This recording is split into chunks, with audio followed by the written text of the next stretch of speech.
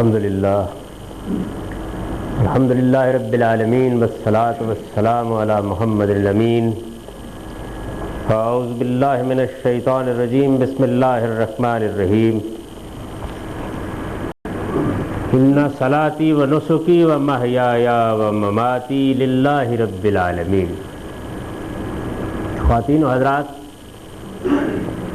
اسلامی عبادات کے سلسلے میں یہ آخری لیکچر قربانی کے موضوع پر ہے. قربانی کا ذکر حج و عمرہ کے باب میں اجمالاً ہوا، لیکن یہ چونکہ اپنی جگہ ایک غیر معمولی عبادت ہے، اس وجہ سے یہ ضروری ہے کہ تفصیل کے ساتھ اس کے فلسفے کا مطالعہ کیا جائے. میں اس سے قبل یہ بات عرض کر چکا ہوں کہ دین میں جو عبادات مقرر کی گئی ہیں وہ بڑی بڑی حقیقتوں کے علامتی اظہار کی صورت میں مقرر کی گئی ہیں. یعنی ایک طرح کا سمبولک ایکسپریشن ہے. ہم کچھ حقیقتوں کا ادراک کرتے ہیں، ان کا شعور ہمیں حاصل ہوتا ہے، ہم ان کا اقرار کرتے ہیں، اس کے بعد علامتوں کی زبان میں وہ اقرار ہمارے وجود سے ظاہر ہوتا ہے.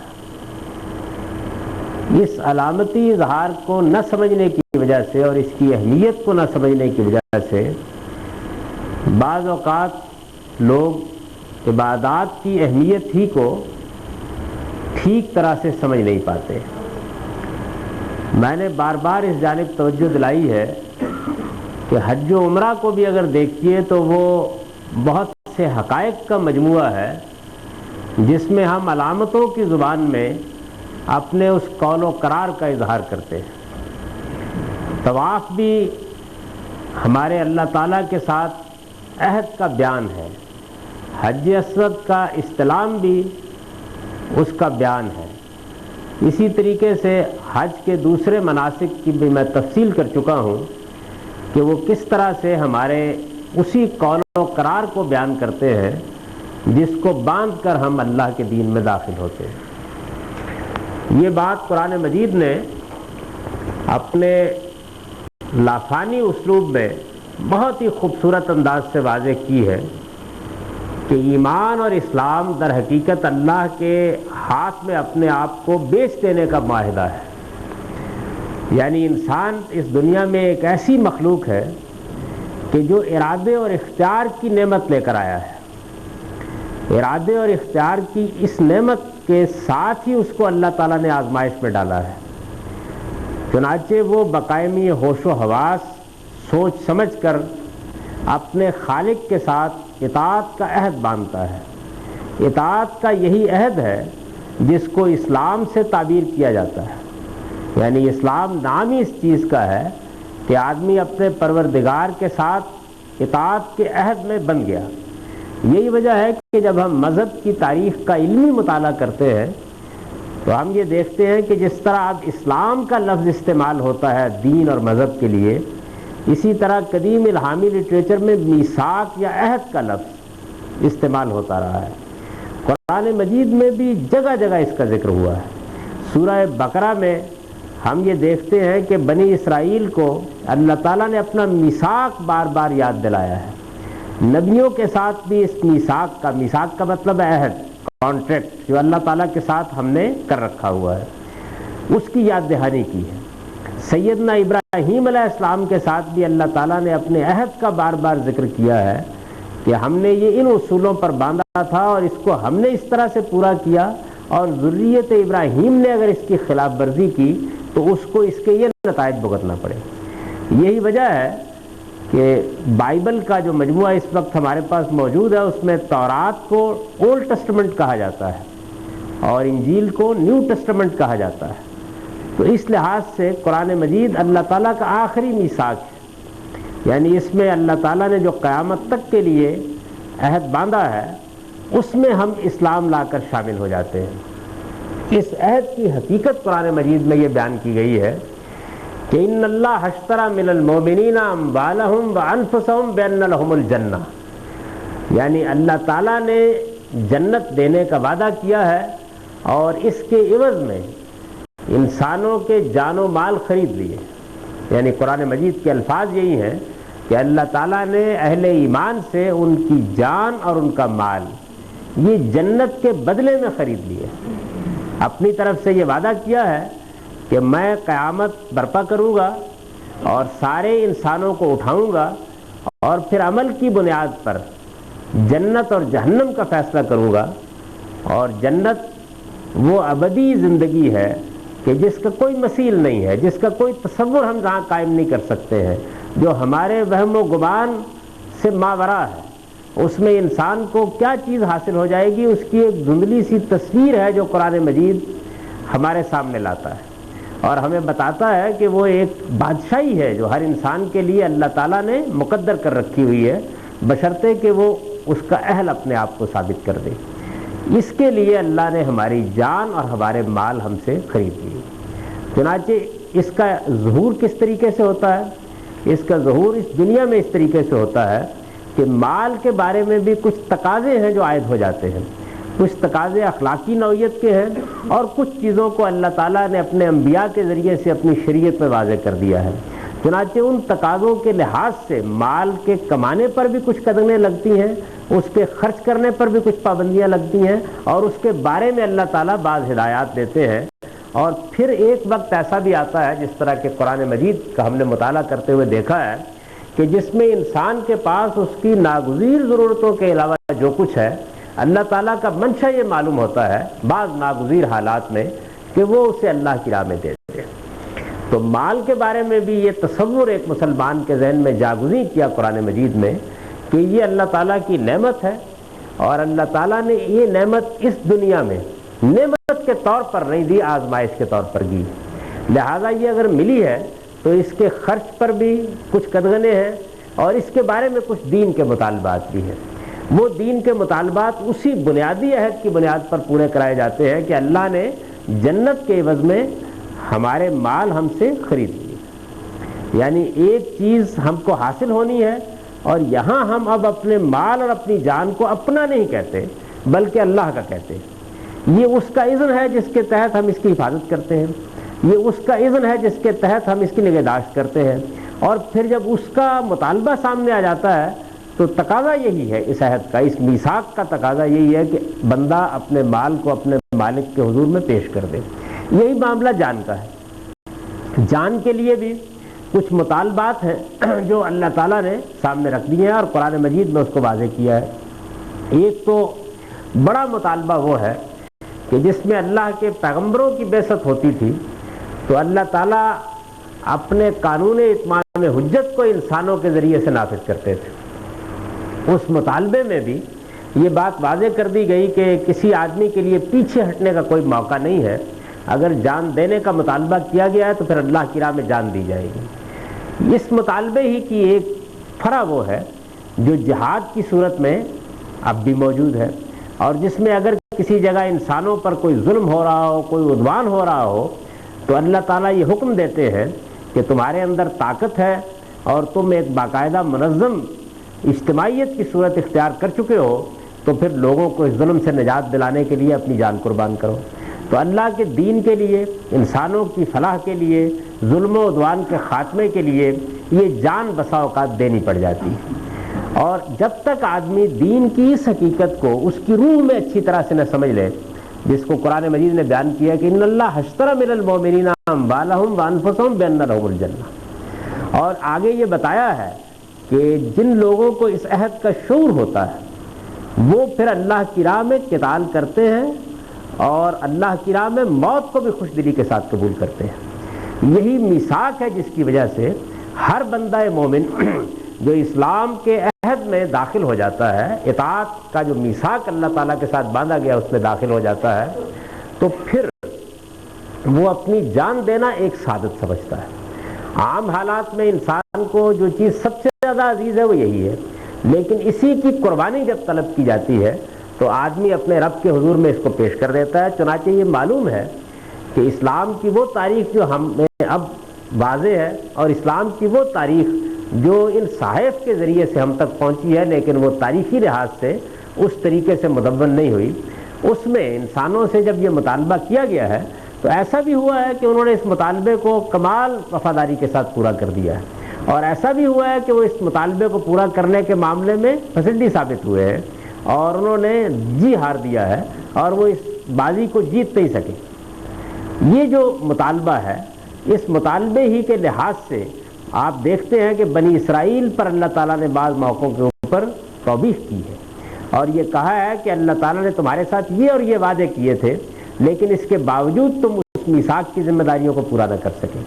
اس کا سب سے پہلا ظہور اس وقت ہوا جب کہ سیدنا موسیٰ علیہ السلام نے یہ کہا کہ تمہارے لیے اللہ تعالیٰ نے یہ علاقہ مقرر کر دیا ہے اور اس علاقے میں تم کو یہ اختیار دیا ہے کہ اللہ تعالیٰ کی حجت پوری کر دینے کے بعد یہاں سے شرک اور کفر کا استحصال کر دو، اللہ تعالیٰ تمہاری مدد کرے گا اور تمہاری اگر جانیں بھی اس راستے میں جائیں گی تو اللہ تعالیٰ اس ذریعے سے تمہیں شہادت کے عظیم منصب پر فائز کرے گا۔ اور یہ بات واضح کی کہ اصل میں خدا کی راہ میں یہ جان دے دینا ہی حقیقی زندگی ہے۔ اس حقیقی زندگی کو پانے کے لیے آدمی کو جو قربانی یہاں دینا پڑتی ہے اس قربانی ہی سے اس کے میثاق کی توثیق ہوتی ہے، یعنی جو اللہ تعالیٰ کے ساتھ اس نے عہد باندھا ہے اس کی توثیق ہوتی ہے۔ یہی وجہ ہے کہ ہمارے ہاں جب کوئی آدمی اللہ کی راہ میں اپنی جان دے دیتا ہے تو اس کے لیے شہادت کی اصطلاح استعمال کی جاتی ہے، یعنی گویا اس نے اپنی جان دے کر اس بات کی گواہی دے دی کہ جو میثاق میں نے باندھا تھا وہ ایک سچا میثاق تھا اور جو قول میں نے کیا تھا وہ ایک سچا قول تھا اور میرا جو قرار تھا اللہ تعالیٰ کے ساتھ میں نے اس کو پورا کر دیا ہے۔ تو یہ حقیقت ہے دین کی، یعنی دین کی یہ حقیقت کہ اللہ تعالیٰ نے جنت کے بدلے میں ہماری جانیں اور ہمارے مال ہم سے خرید لیے ہیں، چنانچہ وہ انفاق کا مطالبہ کرتا ہے تو اصل میں یہ عہد اور میثاق ہے اللہ تعالیٰ کے ساتھ جس کو پورا کرنے کے لیے اگر اس درجے میں بھی مطالبہ کیا جائے کسی موقع کے اوپر کہ جو کچھ تمہارے پاس ضرورت سے زیادہ ہے وہ اللہ کی راہ میں دے دو تو بندہ مومن اس معاملے میں پیچھے نہیں رہ سکتا۔ یعنی یہ معلوم ہوتا ہے اس سے کہ سیدنا صدیق اکبر نے جب تبوک کے موقع پر اپنا سارا مال لا کر پیش کر دیا تو یہ ٹھیک اس مطالبے کا وہ آخری درجے کا شعور تھا جس کا انہوں نے اظہار کیا، اور یہی وجہ ہے کہ جب ان سے یہ پوچھا گیا کہ کیا کچھ باقی لوگوں کے لیے چھوڑا بھی ہے تو انہوں نے کہا کہ صدیق کے لیے ہے خدا کا رسول بس۔ یعنی یہ مطالبے کا صحیح شعور ہے۔ جب آدمی اس درجے میں اس مطالبے کو پا لیتا ہے تو پھر وہ یہ جانتا ہے کہ اب اللہ تعالیٰ نے اگر طلب کیا ہے تو مجھے یہ دے دینا ہے، رہی میری ضرورتیں تو اللہ پوری کر دے گا۔ لیکن یہ بات واضح ہونی چاہیے کہ فی الواقع یہ مطالبہ اب اللہ تعالیٰ کی طرف سے آ گیا ہے۔ اس مطالبے کی نوعیت مال کے بارے میں تو کچھ نہ کچھ سامنے آتی رہتی ہے، یعنی آدمی کچھ انفاق کرتا رہتا ہے، کچھ غربا کی مدد کرتا رہتا ہے، مساکین کی مدد کرتا رہتا ہے۔ اسی طرح اگر اس کو شعور ہو تو اللہ کے دین کی نصرت کے لیے بھی انفاق کرتا رہتا ہے، کہیں مسجد بنواتا ہے، کہیں مدرسہ قائم کرتا ہے، کہیں کسی اور دینی کام میں کچھ نہ کچھ کنٹریبیوٹ کرتا ہے، دین کی دعوت کے دین کے فروغ کے لیے کچھ نہ کچھ تعاون کرتا ہے۔ اور یہ ساری وہ چیزیں ہیں کہ جن کے بارے میں یہ سمجھ لینا چاہیے کہ یہ وہ کوئی احسان نہیں کر رہا ہوتا بلکہ اللہ تعالیٰ کے ساتھ باندھے ہوئے میثاق کے تقاضے کو پورا کر رہا ہوتا ہے۔ تو یہ کرتا رہتا ہے آدمی۔ جان البتہ ایک ایسی چیز ہے کہ جو ظاہر ہے کہ کبھی کبھار ایسا موقع پیش آتا ہے کہ جس میں آدمی کو دینا پڑتی ہے، لیکن چونکہ یہ مطالبہ دین کے بنیادی میثاق کا تقاضا ہے اس وجہ سے اس کی یاد کو قائم رکھا جاتا ہے، اور اس کی یاد کو قائم رکھنے ہی کے لیے قربانی کی سنت امتوں کے اندر جاری کی گئی ہے۔ یعنی اس کا بنیادی فلسفہ سمجھ لینا چاہیے، قربانی کی سنت اسی مقصد کے لیے جاری کی گئی ہے۔ چنانچہ یہ معلوم ہے کہ اگرچہ ہمارے ہاں جس طریقے سے قربانی کی روایت قائم ہوئی ہے جس کا میں بعد میں ذکر کروں گا، یہ تو سیدنا ابراہیم کی قربانی کی اتباع میں ہوئی ہے، لیکن قرآن مجید سے یہ معلوم ہوتا ہے کہ سیدنا ابراہیم علیہ السلام سے پہلے بھی جو انبیاء علیہ السلام آئے ان کے دین میں قربانی ایک عبادت کے طور پر موجود تھی۔ اب اس قربانی میں ہوتا یہ ہے، جس طرح کہ قرآن مجید نے بعد میں ہم کو یہ بتایا کہ آدمی جس حقیقت کو مان رہا ہوتا ہے یا جس میثاق میں بندھا ہوا ہوتا ہے کہ میں اللہ کا بندہ ہوں اور مجھے اللہ تعالیٰ نے یہاں سے رخصت ہونے کے بعد جنت الفردوس دینے کا وعدہ کیا ہے، جو ایک ابدی بادشاہی ہے جس کا کوئی تصور نہیں کیا جا سکتا، جو وہم و گمان سے بالا تر ایک چیز ہے جو مجھے حاصل ہو جائے گی، اور وہاں وہ زندگی مجھے ملے گی کہ جس میں موت ہمیشہ کے لیے مر جائے گی، اور اس ابدی زندگی میں اللہ تعالیٰ مجھے وہ حیات طیبہ عطا فرمائیں گے کہ جس میں نہ ماضی کا کوئی پچھتاوا ہوگا نہ مستقبل کا کوئی اندیشہ ہوگا، اور ظاہر ہے کہ یہی چیز ہے جو انسانی زندگی کو کلفت اور مصیبت بناتی ہے، اس سے ہمیشہ کے لیے نجات ہو جائے گی۔ جو لوگ چاہیں گے ان کو میسر آئے گا۔ قرآن مجید نے بیان کیا نا وَلَكُمْ فِيهَا مَا تَشْتَهُونَ، جو کچھ تم چاہو گے وہاں تم کو مل جائے گا، اور یہ بتایا ہے کہ جو آنکھوں کی ٹھنڈک ہم نے اس میں رکھی ہوئی ہے تم اندازہ نہیں کر سکتے کہ وہ کیا چیز ہے، اور لوگوں کو ترغیب دی ہے کہ تم دنیا میں اعلیٰ سے اعلیٰ چیزوں کو حاصل کرنے کی تگ و دو کے لیے اپنی راتیں اور اپنے دن حرام کر دیتے ہو، اپنا چین حرام کر دیتے ہو۔ یہ بھی ایک دوڑ لگانے کا میدان ہے، وَفِي ذَلِكَ فَلْيَتَنَافَسِ الْمُتَنَافِسُونَ، یعنی آگے بڑھنے کی دوڑ لگانے والوں اس میدان میں بھی اعلیٰ ترین مرتبہ حاصل کرنے کی کوشش کرو، اس میں کمتر پر کنایت کیوں کرتے ہو، درا حالے کہ وہاں جو کچھ ملنے والا ہے وہ ابدی ہے، اور یہاں جو کچھ تم کو میسر ہے جس کی تگ و دو میں تم مصروف ہو یہ عارضی ہے۔ تو اس کو حاصل کرنے کے لیے اللہ تعالیٰ نے جان و مال کے کچھ مطالبات ہیں جو اس دنیا کے اندر رکھ دیے ہیں، وہ مطالبات ہے جو دین کی حقیقت ہے، یعنی دین نام ہی اس چیز کا ہے کہ بندہ اپنی جان کے بارے میں بھی اور اپنے مال کے بارے میں بھی ان مطالبات کو پورا کرنے کے لیے تیار ہو جائے۔ یہ جو نفس کی بہیمیت ہے، اس نفس کی بہیمیت میں آدمی ان مطالبات سے گریز کرتا ہے اور دنیا کی لذات میں محو ہو جاتا ہے۔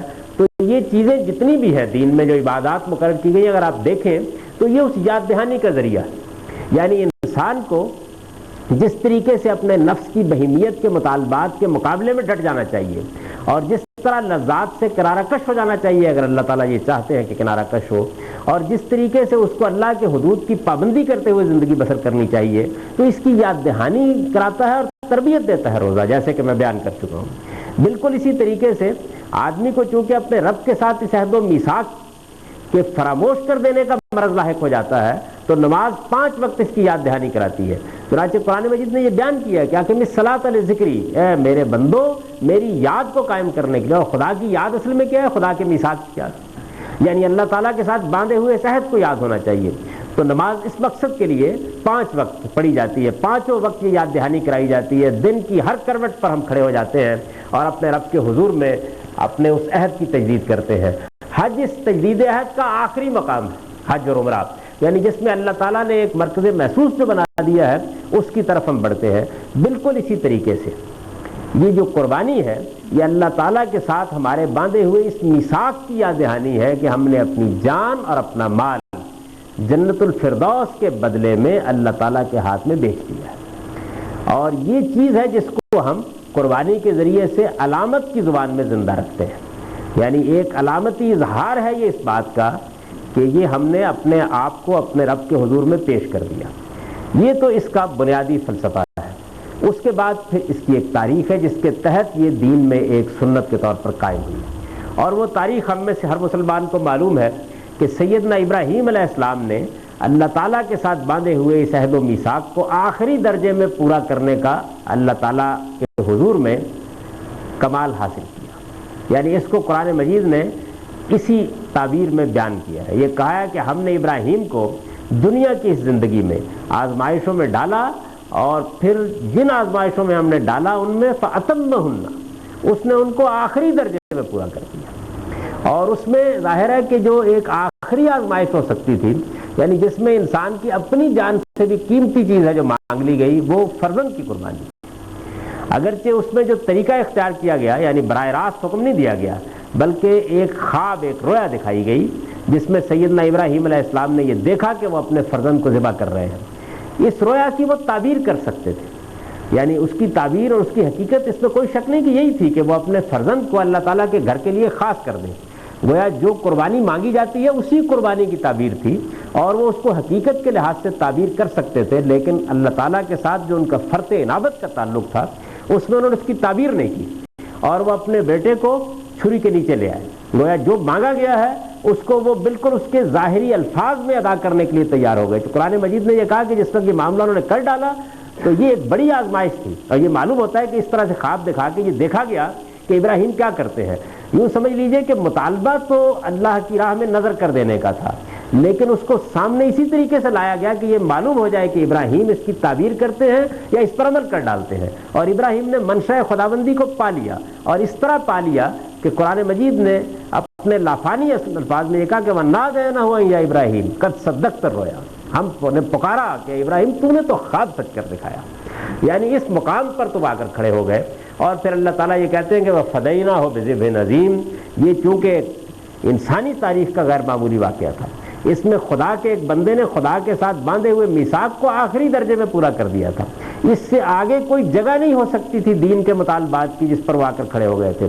جنگ اور جہاد کے موقع پر بھی جان دینا آسان ہوتا ہے. اس کی وجہ یہ کہ اس میں ایک فضا پیدا ہو جاتی ہے ایسی جس میں آدمی اپنے جذبات کے لحاظ سے اپنا سب کچھ قربان کر دینے کے لیے تیار ہو جاتا ہے. لیکن اس طرح سے اپنے فرزند کو خواب میں ذبح کرتے ہوئے دیکھنا، اس کو اللہ کا بنشا سمجھنا، اس کے بعد فرزند بھی دیکھیے دعاؤں کے نتیجے میں ملا تھا، اور دعائے سحر کا نتیجہ تھا. تو جب انہوں نے سامنے رکھا تو انہوں نے کہا کہ یا ابت افعل ما تؤمر، جو آپ کو حکم دیا گیا آپ کر ڈالیے، مجھے آپ انشاءاللہ العزیز صابروں میں پائیں گے. یعنی ابھی معلوم ہوتا ہے قرآن مجید سے کہ بلغ معہ السعی، یعنی کوئی زیادہ عمر نہیں تھی، 13 14 15 سال کی عمر تھی، لیکن اس کے باوجود قربانی کے لیے بیٹا بھی تیار ہوا. یوں نہیں ہے کہ باپ نے بالجبر یہ کیا، انہوں نے ان کے سامنے یہ رکھ دیا کہ اللہ تعالیٰ کا یہ مطالبہ مجھے معلوم ہوتا ہے کہ مجھ سے کیا گیا ہے، تمہارا کیا خیال ہے؟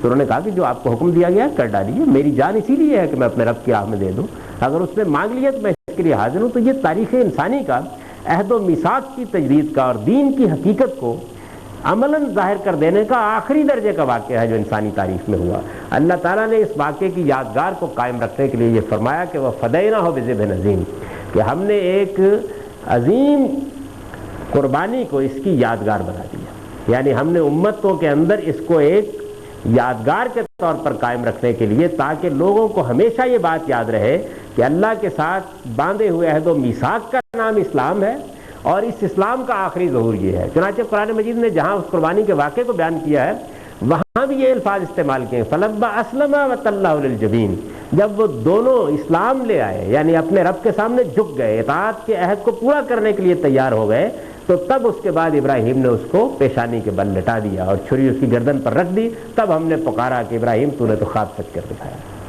تو اس واقعے کو ایک یادگار کے طور پر قائم کیا. یہ چونکہ واقعہ مروا کے پاس ہوا لہذا اصلی قربان گاہ مروا ہی ہے. مروا کی اس قربان گاہ کو بعد میں لوگوں کی سہولت کے پیش نظر مینا تک پھیلا دیا گیا ہے. یعنی جس جگہ پہ ہم صحیح کرتے ہیں مروا پہاڑ، اسی کے پاس قربانی کی. اور صاف معلوم ہوتا ہے کہ اس موقع کے اوپر ماں کی نگاہوں سے چھپانے کے لیے انہوں نے جو جگہ تلاش کرنے کی صحیح کی ہے، یہ صحیح اسی کی یادگار ہے حقیقت میں، اگرچہ یہ بات بہت حد تک لوگوں کی نگاہوں سے اوجھل ہو گئی. تو اس موقع کے اوپر انہوں نے یہ قربانی کی، اور پھر اللہ تعالیٰ نے اس کو ایک یادگار کے طور پر امتوں میں قائم رکھا. یعنی اس سے پہلے بھی قائم رہی اور ہماری امت کے اندر بھی اس کو قائم رکھا. حج کے موقع کے اوپر جو ہم ہدی کے جانور لے جاتے ہیں وہ اصل میں اسی قربان گاہ کے پاس لے جاتے ہیں. اگرچہ بیت اللہ اصلاً نماز کا مرکز ہے لیکن وہ ضمناً قربانی کا مرکز بھی ہے. اور یہی وجہ ہے کہ قربانی اور اس کی صحیح دونوں کو وہاں ایک نفل عبادت کر دیا گیا ہے. تمدن میں جو تغیر آنے والا تھا یہ صاف معلوم ہوتا ہے کہ اس کے لحاظ سے اب اس کا لزوم ممکن نہیں تھا. لیکن اس سے پہلے ہم یہ جانتے ہیں کہ بنی اسرائیل کے ہاں جس طرح ہمارے ہاں نماز 5 وقت فرض کی گئی ہے، بالکل اسی طرح قربانی ان کے ہاں بہت سی صورتوں میں فرض تھی. لیکن ہمارے ہاں حج میں بھی میں اس سے پہلے ذکر کر چکا ہوں کہ یہ لازم نہیں، تاہم ایک بڑی عبادت ہے. ایک بڑی عبادت ہے کہ جس میں آدمی علامتی طور پر اس کا اظہار کرتا ہے کہ میں نے اپنی جان اور اپنا مال اپنے رب کے حضور میں پیش کر دیا ہے. اسی قربانی کی یادگار کو سب لوگ چونکہ استطاعت نہیں رکھتے کہ وہ وہاں جمع ہو سکیں، اس یادگار کے عمل میں شریک ہو سکیں، وہاں ہدی کے جانور لے جا کر اصل مروا کے پاس یا اس کی توسیع میں مینا میں قربانی کر سکیں. یہ چیز چونکہ لوگوں کے لیے ان کی حالات کے لحاظ سے مستبد ہو گئی تو اسی سنت کو پھر پوری کی پوری امت میں پھیلا دیا گیا. چنانچہ یہ جو قربانی ہم عید الاضحیٰ کے موقع کے اوپر کرتے ہیں یہ یہی قربانی ہے. یعنی اس قربانی میں اس قربانی کی اصل روح بھی موجود ہے اور تاریخ کے لحاظ سے وہ اس عظیم واقعے کی بھی یادگار ہے جس میں وہ اصل روح پوری طرح ظہور پذیر ہو گئی.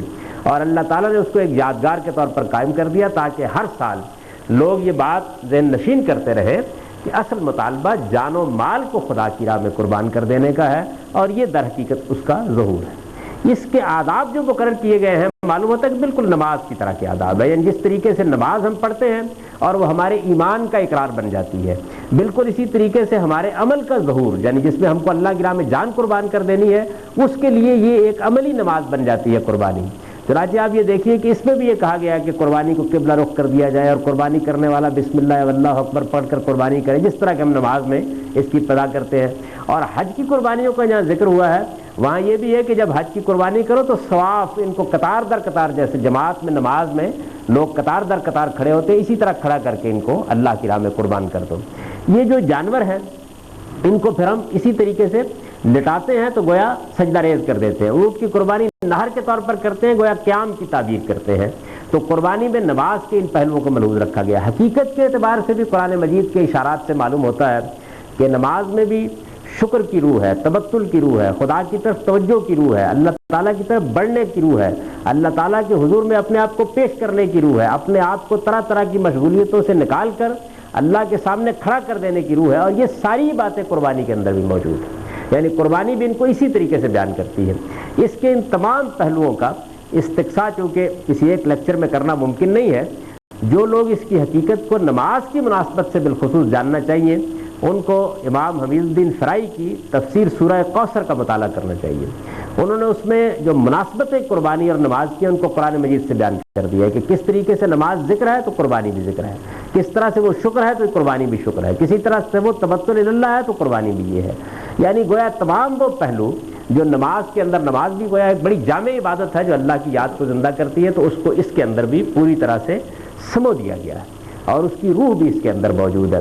اس میں ہم کھڑے ہوتے ہیں اپنے رب کے حضور میں اور ایک طرح سے اللہ کی یاد کو قول اور قرار کی حد تک یا اداؤں کی زبان میں زندہ کرتے ہیں۔ اور یہاں بھی ایک علامتی نوعیت کا اظہار ہوتا ہے اس بات کا کہ یہ جو جانور قربان کیا جا رہا ہے، جس کا خون بہایا جا رہا ہے، یہ گویا مالک ہم نے اپنے آپ کو تیرے حضور میں پیش کر دیا۔ اور میں اس سے پہلے عرض کر چکا ہوں کہ حج میں جس موقع کے اوپر قربانی کا وقت مقرر کیا گیا ہے اس میں بھی یہ معلوم ہوتا ہے کہ جو ازلی جنگ ہے شیطان اور رحمان کے مابین، اور جس میں اللہ تعالیٰ نے ہم کو یہ بتایا ہے کہ یہ تمہارا ازلی دشمن ہے شیطان، اسی شیطان کی علامتیں مقرر کر دی گئی ہے وہاں کہ جس کے اوپر سنگباری کر کے، اسی وجہ سے دیکھیے آپ اعوذ باللہ من الشیطان الرجیم، یعنی شیطان رجیم سے ہم پناہ مانگتے ہیں۔ رجیم کا مطلب ہے جس کو سنگبار کر دیا گیا، جس کو راندہ درگاہ کر دیا گیا۔ تو شیطان کے خلاف ہماری جنگ کی بھی وہ علامت بن جاتی ہے اور شیطان پر ہماری لعنت کی بھی علامت بن جاتی ہے، اور اس کے راندہ درگاہ ہونے کا بھی گویا اظہار ہو جاتا ہے، اور اس کے بعد قربانی کر دی جاتی ہے۔ یعنی قربانی اس موقع کے اوپر بھی گویا اس بات کا اعلان ہوتی ہے کہ شیطان کے خلاف اس جنگ میں اگر اللہ کی راہ میں ہم کو اپنی جان دینی پڑی تو ہم اس سے بھی دریغ نہیں کریں گے۔ یہ قربانی کی حقیقت ہے، اور یہ اصل میں تو موت ہے، یعنی ظاہر ہے کہ ہم جانور کو بھی موت کے سپرد کرتے ہیں، ہمیں اگر جان دینی پڑے تو تب بھی ظاہر ہے کہ ہم مریں گے۔ لیکن قرآن مجید نے یہ بتایا ایک مقام کے اوپر کہ نماز جس طرح زندگی ہے اور قربانی موت ہے، یعنی یہ کہا نا ان صلاتی و نسکی و محیایا و مماتی للہ رب العالمین، میری نماز اور میری قربانی، اور نفع و نشر کے طریقے پر کہا کہ میرا جینا اور میرا مرنا اللہ پروردگار عالم کے لیے ہے۔ تو قربانی میں جب آدمی اللہ تعالیٰ کے لیے جینا اور مرنا، گویا اللہ تعالیٰ کے لیے جینا اور مرنا یہ حقیقت ہے، اور اس کا ظہور ہوتا ہے۔ نماز وہ زندگی کی علامت ہے اور قربانی وہ موت کی علامت ہے، تو اس کو جمع کر دیا ان صلاتی و نسکی و محیایا و مماتی للہ رب العالمین۔ یہی وہ کلمات ہیں جو ادا کرتے ہیں، اور پھر یہ کہتے ہیں کہ انی وجہت وجہی للذی فطرنی، یعنی میں نے اپنا رخ اپنے پروردگار کی طرف کر لیا جس نے مجھ کو پیدا کیا اور جس نے آسمان و زمین کو پیدا کیا ہے۔ یعنی ان کلمات کا اظہار کر کے ہم قبلہ رو ہو کر قربانی کرتے ہیں، اور انہی کلمات کے اظہار کے ساتھ اور اسی توجہ اللہ کے ساتھ ہم نماز پڑھتے ہیں۔ اور جب یہ نماز ادا کرتے ہیں تو گویا اپنے رب کے سامنے اپنے آپ کو پیش کرتے ہیں اور قربانی کرتے ہیں، تب بھی اپنی جان کو اس کے حضور میں پیش کر دیتے ہیں۔ اس حقیقت کے شعور کو ایک علامت کی زبان میں بیان کر دیا گیا، اس لیے اس کو کبھی حقیر نہ سمجھیے۔ یعنی یہ ایسا معاملہ نہیں ہے کہ ایک کوئی 2000-4000 روپے کا انفاق ہے کہ جس کا کوئی بدل ہو سکتا ہے۔ انفاق اپنی جگہ ایک عبادت ہے، اور میں اس کے بارے میں بڑی تفصیل سے عرض کر چکا ہوں کہ دین میں اس کی کتنی اہمیت ہے، لیکن اس کی بھی دین میں کم اہمیت نہیں ہے۔ یہ اس عہد و میثاق کی یادگار ہے جس عہد و میثاق میں ہم بندھے ہوئے ہیں اور جس کی بنیاد پر اللہ تعالیٰ ہم کو جنت عطا فرمائیں گے۔ یہ اس شعور کے ساتھ ادا کرنی چاہیے، اس احساس کے ساتھ ادا کرنی چاہیے، اس طرح خدا کے حضور میں پیش کرنی چاہیے، اور اس موقع کے اوپر انسان کے جذبات یہ ہونے چاہیے کہ میں اللہ کے نام پر اس جانور کو ذبح کر رہا ہوں، اور اگر مجھے اپنی جان بھی کسی وقت اللہ کی راہ میں دینی پڑی تو اسی طرح خوش دلی کے ساتھ دے دوں گا۔ تو جس طریقے سے اس کو موت سے یہاں تعبیر کیا، نماز کو زندگی سے تعبیر کیا، اور پھر یہ بتا دیا کہ یہ موت وہ موت نہیں ہے جس کا تم احساس کرتے ہو، یہ موت وہ ہے کہ جس کے نتیجے میں وہ حیات ملتی ہے۔ کہا ہے نا کہ جو لوگ خدا کی راہ میں مارے جاتے ہیں ان کو مردہ نہ کہو، وہ زندہ ہیں لیکن تم ان کی زندگی کا شعور نہیں رکھتے۔ تو یہ ہے تو موت، لیکن وہ موت ہے کہ جو حقیقی زندگی کی ضمانت بن جاتی ہے، ہاں وہ زندگی جس کا انسان یہاں شعور حاصل نہیں کر سکتا۔ اقول قولی ھذا واستغفر اللہ لی ولکم۔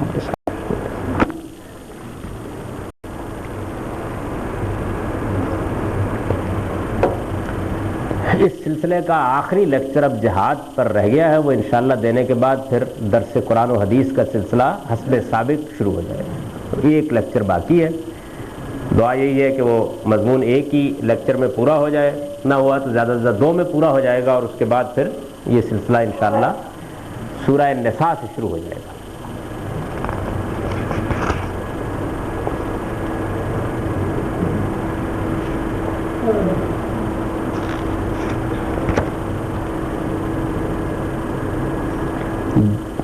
بسم اللہ الرحمن الرحیم۔ یہ سوال انہوں نے کیا کہ جو مکہ ہی میں رہتے ہیں اور حج کرتے ہیں، اور وہ کون سا حج کرتے ہیں؟ جو لوگ مکہ میں رہتے ہیں وہ 8 تاریخ کو احرام باندھتے ہیں اور حج کے لیے چلے جاتے ہیں، یعنی ظاہر ہے کہ ان کو اس کی ضرورت نہیں ہوتی کہ وہ عمرہ اور حج کو ایک سفر میں جمع کریں، اس کی ضرورت نہیں ہوتی، لیکن بہرحال اگر وہ بھی چاہیں تو عمرہ کر سکتے ہیں۔ ایسا کریں تو پھر عمرے کا احرام ان کو الگ باندھنا پڑے گا، اور اس کے بعد ان کو بھی قربانی کرنی پڑے گی۔ تمام انبیاء نبی محترم صلی اللہ علیہ وسلم کے آنے کی بشارت دیتے رہے، کیا نبی صلی اللہ علیہ وسلم کو تمام انبیاء سے عالم ارواح میں متعارف کرایا گیا؟ اس بشارت کے لیے اس طرح کی کسی تعارف کی کوئی ضرورت نہیں ہے۔ یہ تو اللہ تعالیٰ نے جب ان کو نبوت دی تو ان کو یہ حکم بھی دیا کہ وہ اس کی بشارت انسانوں کو دے دیں، چنانچہ وہ یہ بشارت دیتے رہے۔ صلہ رحمی کیا ہے؟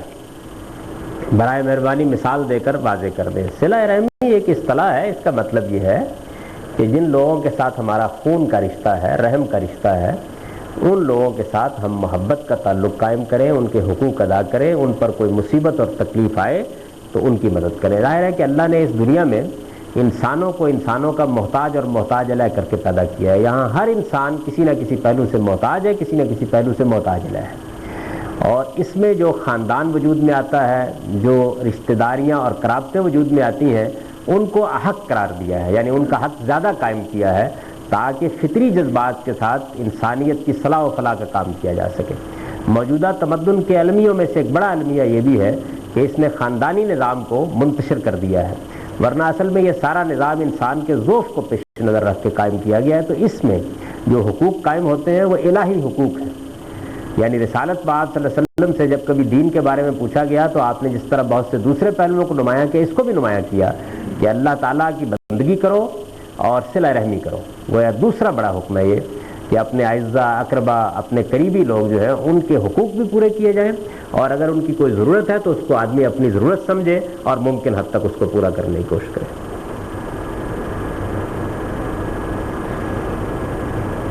اگر جانور ساتھ لے جانے کی بجائے وہاں سے ہی خرید کر قربانی کرنے کی نیت ہو تو اس صورت میں احرام اتارنے کا کیا اصول ہوگا؟ اگر آپ نے قربانی کا جانور وہاں سے خریدا ہے اور آپ احرام باندھے ہوئے ہیں تو جیسے ہی آپ نے جانور خرید لیا اس کے بعد پھر آپ احرام نہیں کھول سکتے جب تک کہ قربانی نہ ہو جائے۔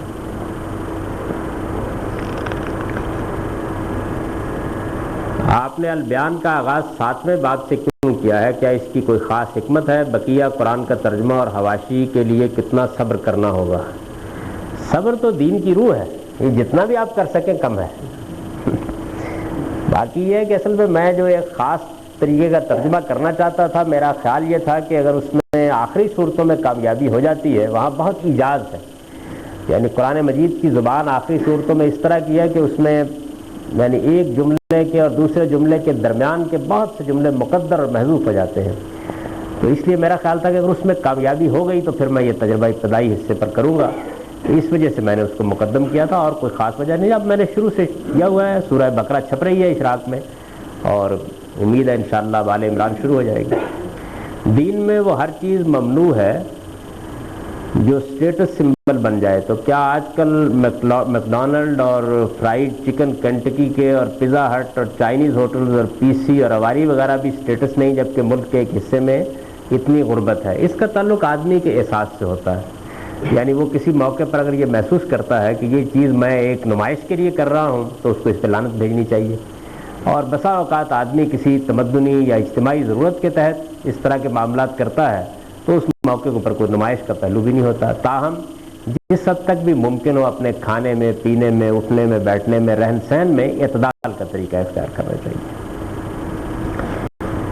میری کچھ حق مہر کی رقم بینک میں جمع ہے جس کا مجھے سالانہ نفع ملتا ہے، اس سے میں اپنی ضروریات زندگی کے اخراجات برداشت کرتی ہوں۔ میرا خاوند ذمہ داری کرتا ہے، کوئی مزدوری نہیں کرتا۔ ذمہ داری سے جو غلہ ہم کماتے ہیں اسے بمشکل سال بھر کا گزارا ہوتا ہے۔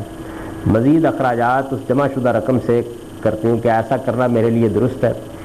دیکھیے میری بہن، بات یہ ہے کہ یہ جو کچھ بھی منفعت ملتی ہے وہ ہوتی تو سود ہے، اور آپ جانتی ہیں کہ سود دین میں ممنوع ہے۔ اس لیے کسی ممنوع چیز کو میں جائز تو نہیں کر سکتا، لیکن اگر آپ کی ضرورت ایسی ہے کہ وہ مجبوری کی نوعیت اختیار کر گئی ہے تو یہ البتہ اللہ تعالیٰ نے اپنی کتاب میں بتایا ہے کہ اللہ مجبوریوں کی رعایت دیتے ہیں، اور ایسے موقعوں پر یا تو گناہ کم ہو جاتا ہے یا پھر اللہ تعالیٰ معاف فرما دیتے ہیں۔ تو ایسی مجبوری کے عالم میں اگر کوئی اس طرح کا معاملہ کرنا پڑے تو اللہ تعالیٰ سے معافی ضرور مانگتے رہنا چاہیے۔ کم سے کم خدا کے ساتھ یہ تعلق قائم رہے کہ بندہ ایک چیز کو غلط سمجھتا ہے اور اپنی مجبوری کے احساس کے ساتھ اس سے استفادہ کر رہا ہے۔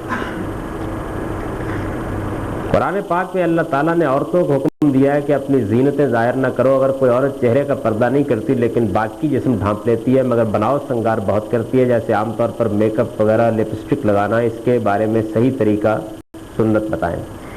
دیکھیے بھی بات یہ ہے کہ خواتین کا آرائش کرنا، کچھ بناؤ سنگار کرنا، کچھ زینت کی چیزیں پہننا، یہ ان کی فطرت کا تقاضا ہے، اس لیے دین نے اس کو منع تو نہیں کیا۔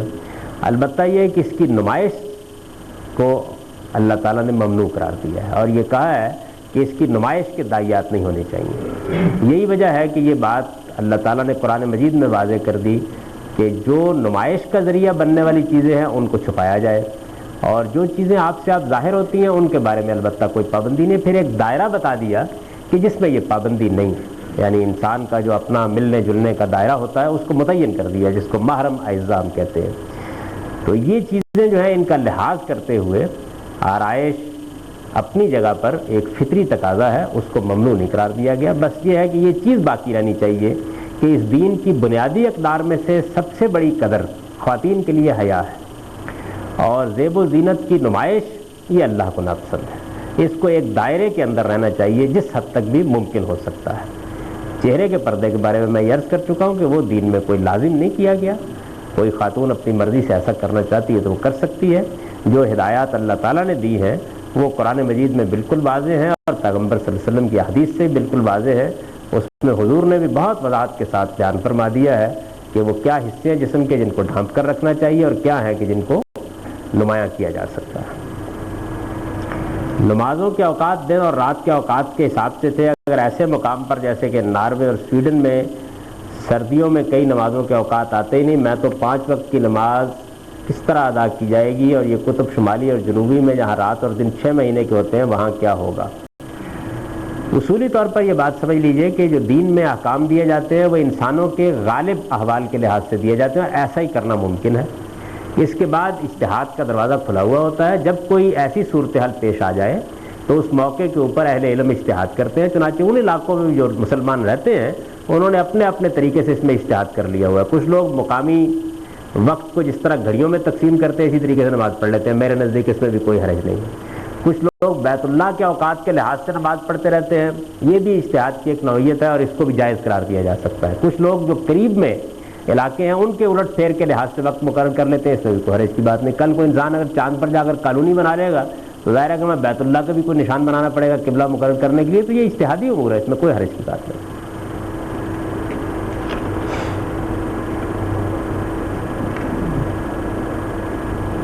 اللہ تعالیٰ آپ کو زندگی، تندرستی اور دین کا علم مزید حاصل کرنے اور مزید عمل کرنے اور اسی طرح دین کی تبلیغ حکمت سے کرنے کی توفیق عطا فرماتا رہے۔ میرا دل کرتا ہے کہ آپ روزانہ درس دیں اور زیادہ دیر تک دیتے رہیں، بس جیسے ہی میں یہ کام کرنا شروع کر دوں گا پھر آپ کا دل نہیں کرے گا۔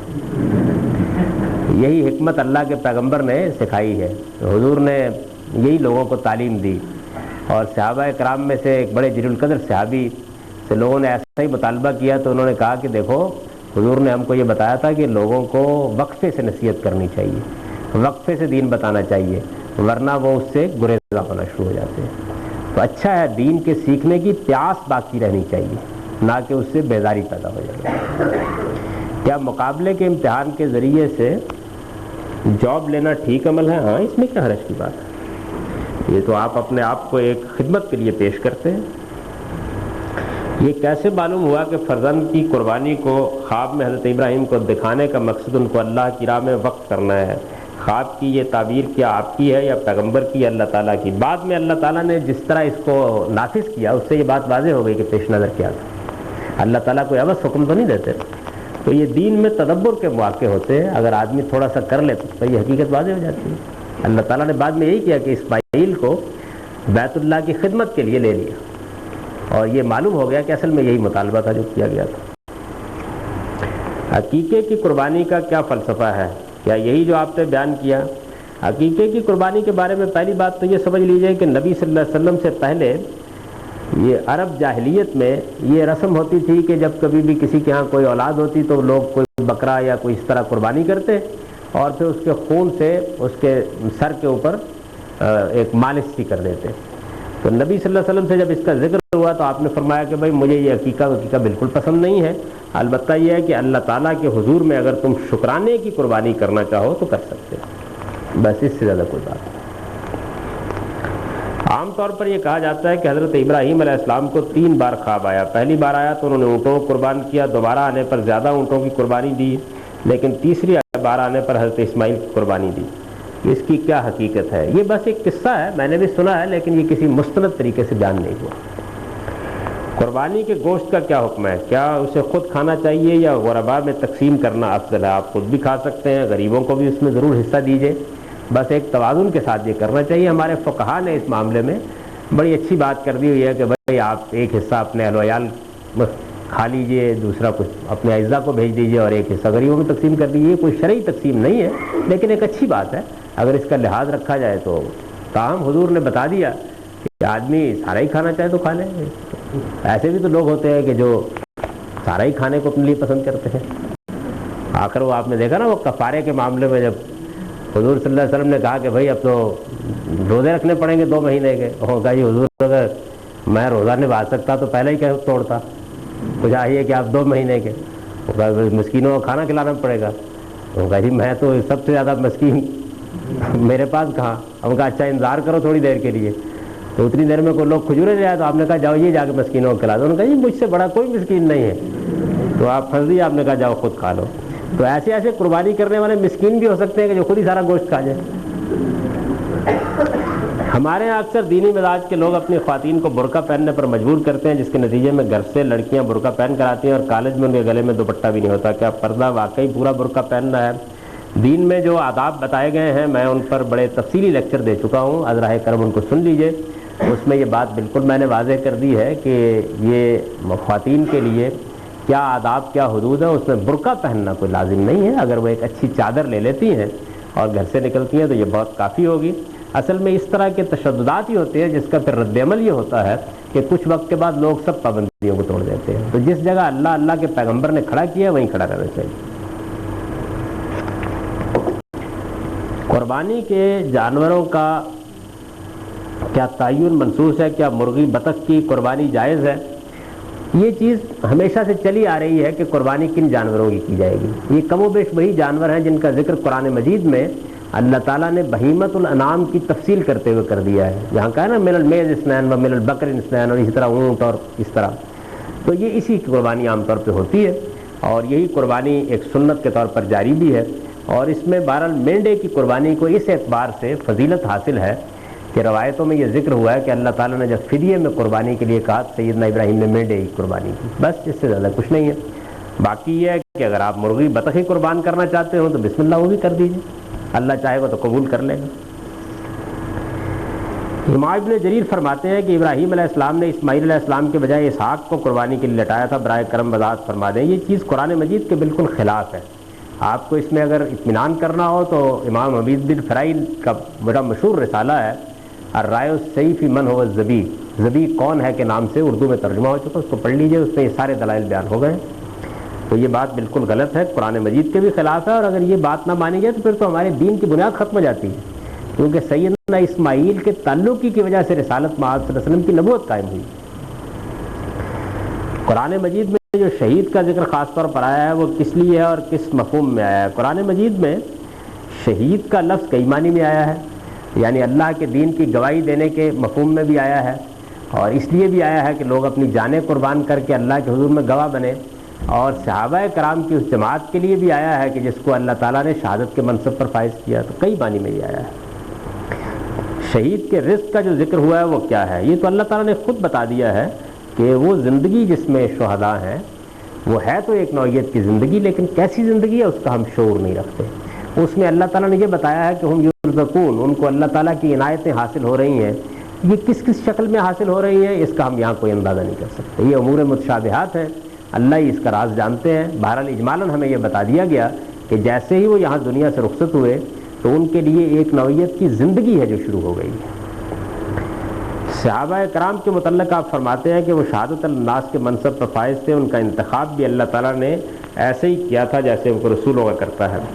کیا اس سے پہلے رسولوں کے صحابہ بھی اسی طرح شہادت کے منصب پر فائز تھے؟ باقیوں کے بارے میں ہم تو نہیں جانتے، لیکن بنی اسرائیل کے بارے میں تو قرآن واضح طور پر بتاتا ہے کہ ان کو ایسے ہی منتخب کیا گیا، اور اللہ تعالیٰ کہتے ہیں کہ انی فضلتکم علی علم من العالمین، ہم نے ان کا انتخاب کیا باقاعدہ، اور بنی اسرائیل 2000 سال تک اس منصب پر فائز رہے۔ اور ظاہر ہے کہ وہ اصلاً تو سیدنا موسیٰ علیہ السلام کے صحابہ ہی ہیں نا۔ تبوک کے موقع پر سیدنا ابو بکر نے اپنا پورا مال دے دیا، جبکہ حضرت عمر نے آدھا مال دیا اور آدھا اپنے گھر والوں کے لیے رکھ دیا۔ ان دونوں میں سے صحیح رویہ کون سا ہے؟ دونوں ہی رویہ اپنی اپنی جگہ صحیح۔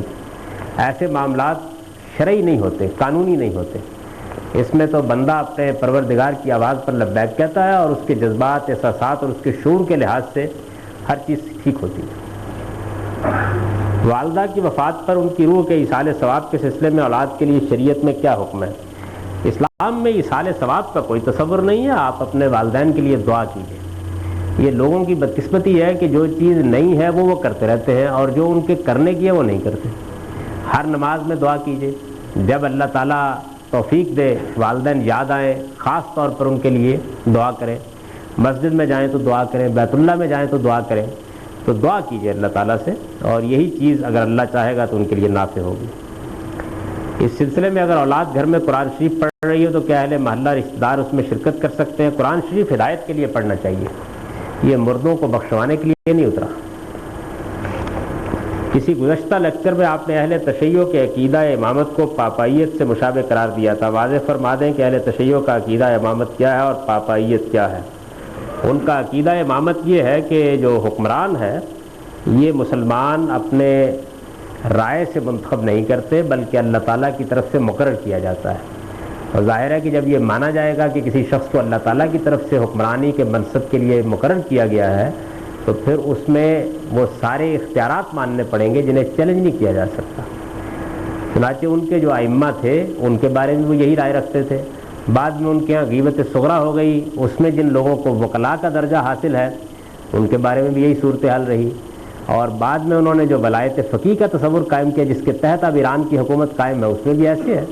ولایت فقیہ کے جو اختیارات ہیں وہ بڑے غیر معمولی اختیارات ہیں، جب چاہے جس شخص کو یہ منصب حاصل ہوتا ہے ان کے دستور کی روح سے وہ تمام اداروں کو معطل کر سکتا ہے، اور اس کے احکام پھر آخری حجت ہوتے ہیں، اس کے سامنے کسی کے لیے دم مارنے کی کوئی گنجائش نہیں۔ انتخابات، قوم کی رائے، لوگوں کا نقطہ نظر، اہل شورا کی رائے سب باطل ہو جاتی ہے، یہ باقاعدہ ان کے ہاں طے ہے یہ بات، اور یہی پاپائیت۔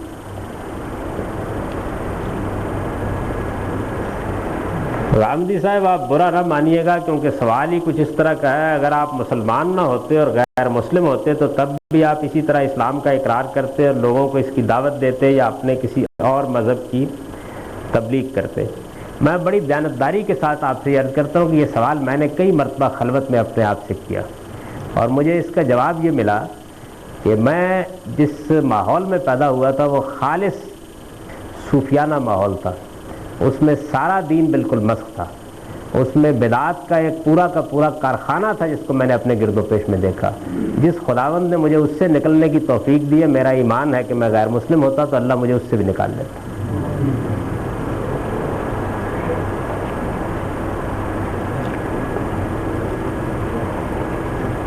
یہ ایک سوال ہے کہ کچھ لوگ یہ یقین رکھتے ہیں کہ جو وائلنس ہے یہ بھی اصل میں اسلام کا ایک ناگزیر حصہ ہے، تمہاری کیا رائے ہے؟ میں تو بار بار عرض کر چکا ہوں کہ اسلام میں اس کی کوئی گنجائش نہیں ہے. اسلام امن کا دین ہے، اسلام سلامتی کا دین ہے، اسلام انسانی جان کی حفاظت کا دین ہے. جس دین میں یہ لافانی بات کہی گئی ہو کہ من قتل نفسا بغیر نفس و فساد فی الارض فکانما قتل الناس جمیعا، جس نے کسی ایک انسان کی جان لی، اور دیکھیے وہاں مسلمان کا ذکر نہیں ہے، کسی ایک انسان کی جان لی بغیر اس کے کہ اس نے کسی کو قتل کیا ہو یا زمین میں کوئی فساد برپا کیا ہو، تو اس نے گویا ساری انسانیت کو قتل کر دیا. اس سے زیادہ امن کا کوئی پیغام نہیں ہو سکتا. یہ ہماری بدقسمتی ہے کہ اسلام کے ساتھ دہشت گردی اور تشدد کو ملحق کر دیا گیا ہے. اسلام میں جو جنگ اور جہاد ہے وہ ظلم کے خلاف ہوتا ہے، اور وہ میں اور آپ نہیں کرتے. میں آگے اگلا لیکچر دے رہا ہوں، اس میں واضح کروں گا دلائل کے ساتھ. وہ ایک منظم حکومت کرتی ہے. ایسا نہیں ہے کہ دو چار آدمی جتھا بنائیں اور پھر اپنی مرضی سے لوگوں کو کافر قرار دے کر جو جی چاہے ان کے اوپر قانون نافذ کرنا شروع کر دیں. یہ بدترین جرم ہے دین میں، اور کسی انسان کے خلاف کوئی اقدام کرنے سے پہلے 1000 مرتبہ سوچنا چاہیے کہ اس کی سزا ابدی جہنم ہے. قرآن مجید نے اس کو بیان کیا ہے. تو اس لیے اسلام وائلنس کا دین کیسے ہو سکتا ہے؟ سیکولرزم کے بارے میں اسلام کا کیا حکم ہے؟ اسلام کی خارجہ پالیسی اور نظام الحکم کیا ہے؟ خارجہ پالیسی تو حالات کے لحاظ سے ہم خود بنائیں گے. اصولی باتیں البتہ ہم پر واضح کر دی گئی ہیں، اور ان اصولی باتوں میں جو سب سے بڑی بات ہے وہ بات قرآن مجید میں ان الفاظ میں بیان ہوئی ہے کہ لوگوں حق کے لیے گواہی دینے والے بنو، حق کے لیے گواہی دینے والے بنو دنیا کے سارے انسانوں کے معاملے میں، خواہ وہ مسلمان ہوں خواہ وہ غیر مسلم ہوں. تم کو ہر حال میں حق کا گواہ بن کر رہنا ہے. قوامین بالقسط شہداء للہ، یہ قرآن مجید کے الفاظ میں فرمایا. لا یجرمنکم شنآن قوم علی الا تعدلوا اعدلوا هو اقرب التقوی. کسی قوم کی دشمنی بھی تمہیں اس پر آمادہ نہ کرے کہ تم تقوی عدل کے خلاف کوئی بات کرو. یاد رکھو انصاف کی بات کرو اور انصاف کا عمل کرو، یہ تقوی سے زیادہ قریب ہے. تو یہی اسلام کی خارجہ پالیسی کا بنیادی اصول ہے. دوسرا پہلو بھی میں نے ابھی واضح کیا اور انشاءاللہ مزید واضح کروں گا کہ ہم ظلم اور عدوان کے خلاف ہیں. ظلم اور عدوان جہاں ہوگا ہمارے پاس طاقت ہوگی، ہم اس کو کچل دیں گے. باقی ساری چیزیں جو ہیں وہ تدبیر کی نوعیت کی ہے، وہ مسلمانوں کی مصلحت کے لحاظ سے اختیار کی جا سکتی ہیں. سیکولرزم کے دو استعمالات ہیں. ایک استعمال وہ ہے جس پر اب لوگ بہت اصرار کرنے لگ گئے، اور وہ یہ ہے کہ یہ اصل میں اس چیز کا نام ہے کہ مذہبی رواداری قائم کی جا سکے. اس کے اس مفہوم کے لحاظ سے اسلام سے بڑھ کر کسی نے مذہبی رواداری کی تعلیم نہیں دی. دوسرا پہلو یہ ہے کہ اسٹیٹ کو مذہب سے کوئی تعلق نہیں ہونا چاہیے. ظاہر ہے کہ اس کو ہم کسی صورت میں بھی ماننے کے لیے تیار نہیں. ہماری شریعت میں جس طرح فرد کے لیے احکام ہے بالکل اسی طریقے سے اسٹیٹ کے لیے بھی احکام ہے. تو مسلمانوں کی ریاست جہاں قائم ہوگی، جہاں ان کو اکثریت حاصل ہوگی، وہاں ظاہر بات ہے کہ وہ اس کے پابند ہیں کہ وہ اسٹیٹ کی سطح پر دین کے وہ احکام نافذ کریں. تو اس لحاظ سے ہم سیکولر نہیں ہو سکتے.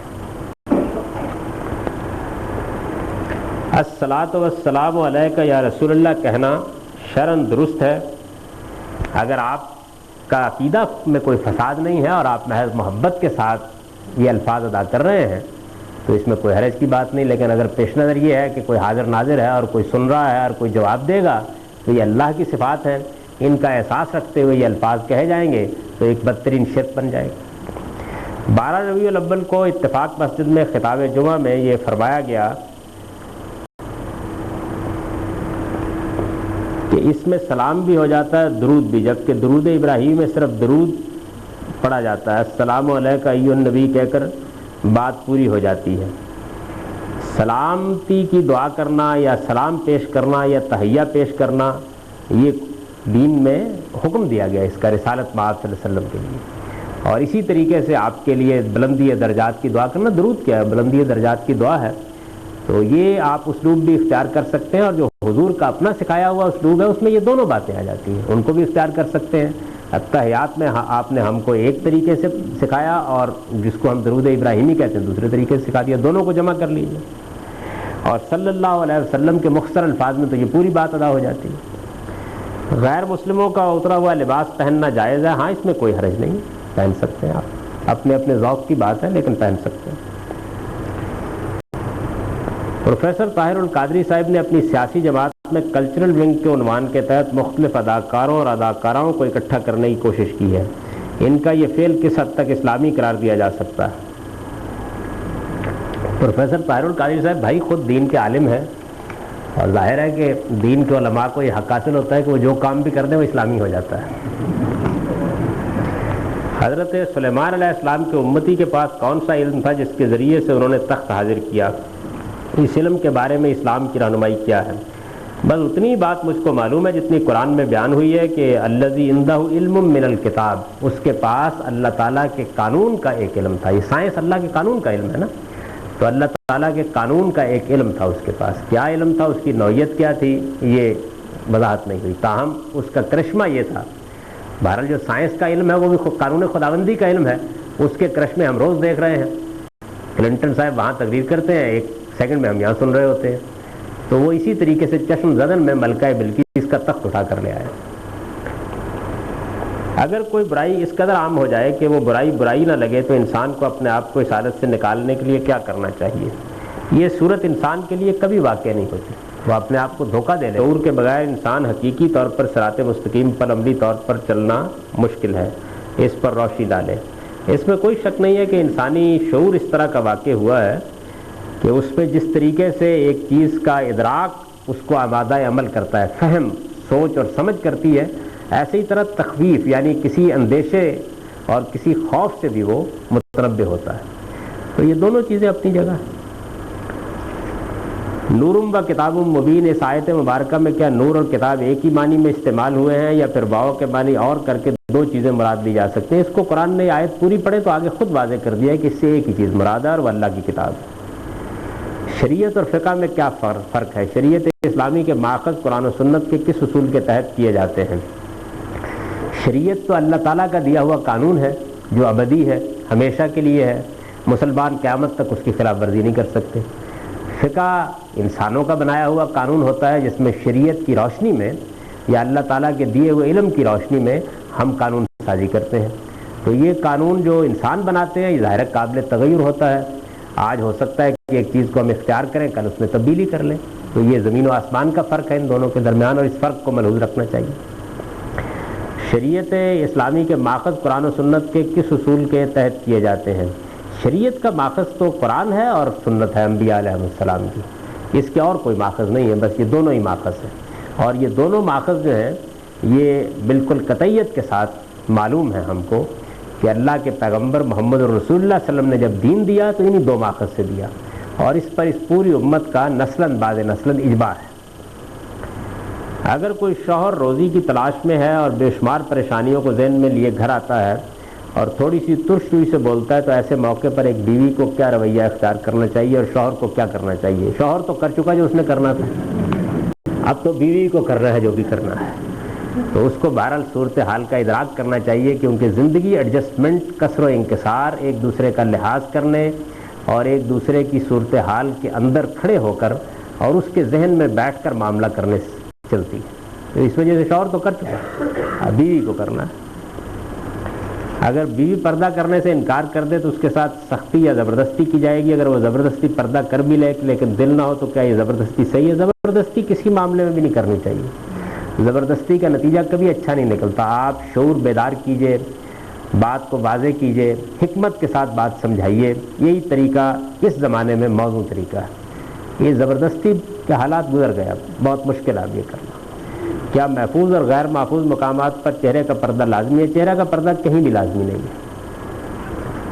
کیا لڑکی کا ولی یا بیٹی کا باپ زبردستی لڑکی کی شادی اپنی مرضی سے کر سکتا ہے؟ شادی بیٹے یا بیٹی کی مرضی کے بغیر نہیں ہو سکتی۔ شادی تو اصل میں یا لڑکا کرتا ہے یا لڑکی کرتی ہے۔ اولاد کی سرپرستی کر کے اور اپنی تائید اس میں شامل کر کے ہمیں شادی کرنی چاہیے، اور اولاد کو بھی اس کا خیال رکھنا چاہیے، لیکن یہ کہ زبردستی کچھ نہیں کیا جا سکتا۔ آج کل ہم اکثر اخبارات میں پڑھتے ہیں کہ بیٹے نے ماں یا بھائی نے بہن کو بدکاری کے جرم میں قتل کر دیا، اسے یہ لوگ آنر کلنگ کہتے ہیں۔ عدالت بھی ایسے لوگوں کو بری کر دیتی ہے۔ اسلام کی روح سے وضاحت کرنے، اسلام میں اس کی کوئی اجازت نہیں ہے۔ رسول اللہ صلی اللہ علیہ وسلم نے اس کو واضح کر دیا کہ آدمی کو ہر حال میں عدالت میں آنا چاہیے، اگر وہ مقدمہ لانا چاہتا ہے تو وہاں آئے۔ اسلام نام ہی اپنے جذبات کو قانون اور قاعدے کا پابند کرنے کا ہے۔ میری والدہ کا گزشتہ جمعے کو انتقال ہو گیا ہے، آپ سے گزارش ہے کہ ان کی مغفرت کے لیے دعا کریں۔ آپ سب مل جائیں جی، ہم دعا کرتے ہیں ان کے لیے۔ کچھ سوالات رہ گئے ہیں انشاءاللہ اگلے درس میں۔ اللہم صلی اللہ علیہ وسلم۔ ربنا لا تزغ قلوبنا وهب لنا اللهم اغفر لحينا وميتنا وشاهدنا وغائبنا صغيرنا وكبيرنا اللهم من نهيته منا فاهد الإسلام توفقنا اللهم اغفر لها وارحمها